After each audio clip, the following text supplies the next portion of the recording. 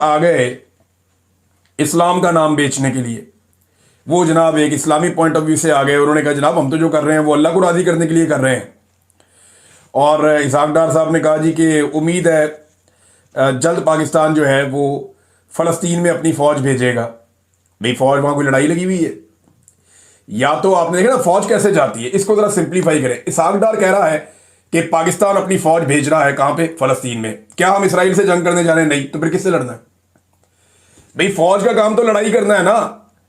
अब वहाँ पे जो मुसल्ला लोग हैं वो दो हैं, एक हमास और एक इसराइल।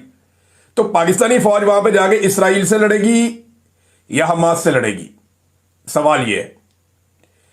या कोई और काम करेगी? फौज को तो लड़ना ही आता है और तो कोई काम आता ही नहीं।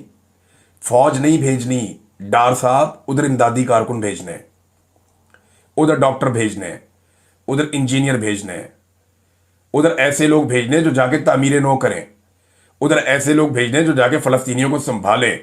ये फौज भेजने वाली जो गेम है यही तो मशकूक है, इसी के ऊपर तो सारे लोग बात कर रहे हैं कि एक्चुअली इसराइल के लिए जो जो खतरा है पूरे गजा के अंदर या इस रीजन के अंदर, उन तमाम खतरात को कम करने के लिए एक ऐसी मुश्तरका फौज बनाई जा रही है जिसको मगरबी लीडर्स कंट्रोल करेंगे और वो फौज वहां पे इसराइली मफादात का तहफ़्फ़ुज़ करेगी।